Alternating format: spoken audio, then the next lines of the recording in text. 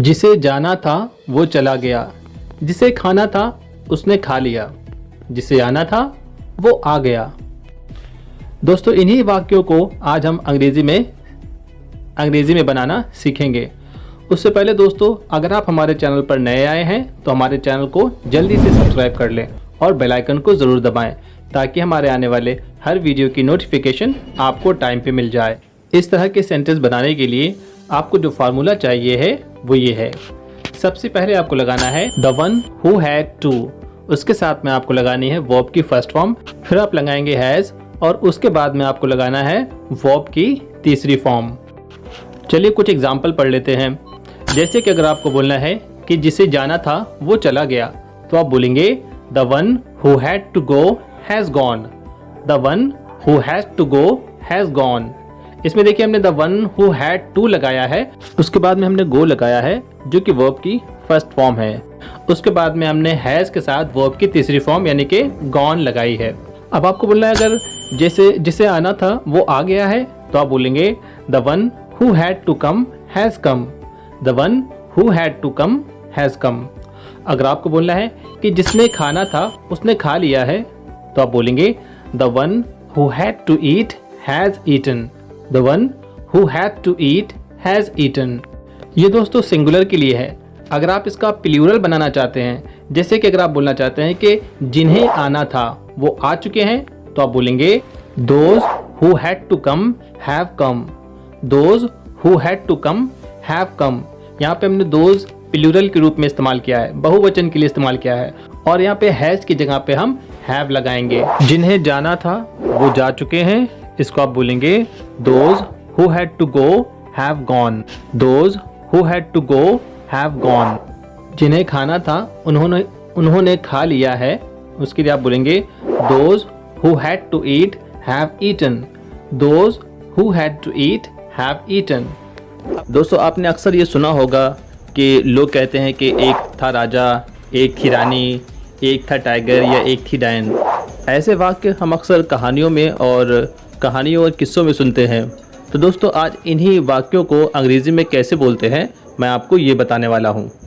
तो दोस्तों, वीडियो छोड़कर कहीं मत जाइएगा। दोस्तों, इस तरह के वाक्यों को बनाने के लिए जो हमें फार्मूला चाहिए है, उस फार्मूले को हम दो टेंस में बांटेंगे, एक प्रेजेंट और एक पास्ट। प्रेजेंट का फार्मूला ये है, आप सबसे पहले लगाएंगे देयर, उसके बाद में आप लगाएंगे लिंकिंग वर्ब यानी कि इज या फिर आर, फिर उसके बाद में आपको एक नाउन लगाना है। और अगर आप पास्ट का सेंटेंस बनाना चाहते हैं तो आप सबसे पहले देयर, उसके बाद में वॉज या फिर वेयर, और उसके बाद में आप लगाएंगे नाउन। चलिए सबसे पहले कुछ पास्ट के एग्जाम्पल पढ़ते हैं। अगर आपको बोलना है कि एक था राजा, या फिर आप बोल सकते हैं एक राजा था, तो आप बोलेंगे there was a king. There was a king. अगर आपको बोलना है कि एक रानी थी, तो आप बोलेंगे there was a queen. There was a queen. अगर आपको बोलना है कि दो भाई थे, तो आप बोलेंगे देयर वेयर टू ब्रदर्स।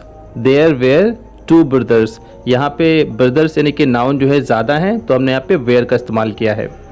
अब ये कुछ फिल्मों के नाम हैं, ये भी मैं ट्रांसलेट कर देता हूँ। जैसे कि अगर आपको ये ट्रांसलेट करना है एक थी डायन, आप उसको ट्रांसलेट करेंगे तो आप बोलेंगे there was a witch. There was a witch. अगर आपको एक था टाइगर, इसको ट्रांसलेट करना है तो आप बोलेंगे there was a tiger. There was a tiger. अब दोस्तों, इसका प्रेजेंट में भी यूज़ देख लीजिए। अगर आपको बोलना है कि एक लकड़हारा है, तो आप बोलेंगे there is a wood cutter. There is a wood cutter.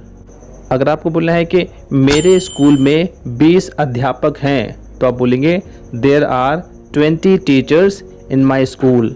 There are 20 teachers in my school. कल सुबह से बारिश हो रही है, बच्चे सुबह से खेल रहे हैं, मैं यहाँ सन 2010 से अंग्रेज़ी पढ़ा रहा हूँ। दोस्तों, अगर आप इस तरह के सेंटेंस को अंग्रेज़ी में ट्रांसलेट करने की सोच रहे हैं तो ये वीडियो आपके लिए बहुत ज़रूरी है। लेकिन तो दोस्तों, इस तरह के सेंटेंस बनाने के लिए हमें जो स्ट्रक्चर चाहिए है वो ये है। आपको सबसे पहले लगाना है सब्जेक्ट, जिसमें आप आई, यू, बी और दे लगा सकते हैं। इसके साथ में आप लगाएंगे हैव बीन। उसके साथ में वर्ब विद आईएनजी, फिर लगाएंगे आप सिंस और उसके बाद में लगाएंगे एक नाउन।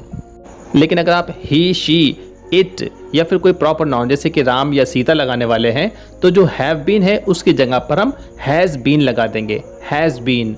बाकी चीज़ें सेम रहेंगी।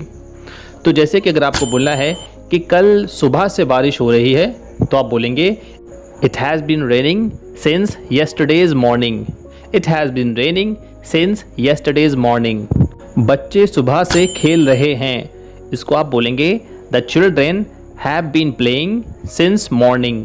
The children have been playing since morning. आपको बोलना है कि मैं सन 2010 से अंग्रेज़ी पढ़ा रहा हूँ तो आप बोलेंगे I have been teaching English since 2010। I have been teaching English since 2010।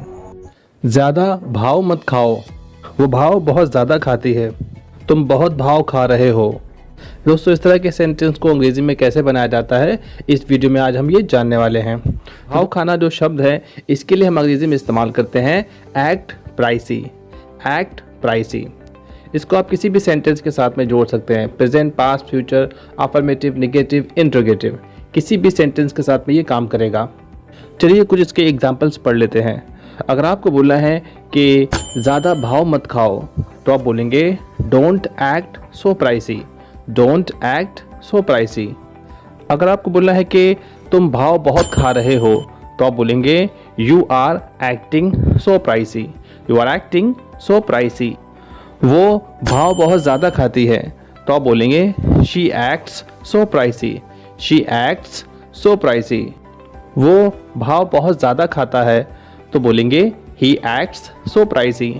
He acts so pricey. मैं ज़्यादा भाव नहीं खाता, I don't act so pricey. I don't act so pricey. और दोस्तों साथ ही साथ अगर वीडियो अच्छा लगा है इसको लाइक करें और अपने दोस्तों में शेयर भी खूब करें। That's all for today guys. I will see you in the next video.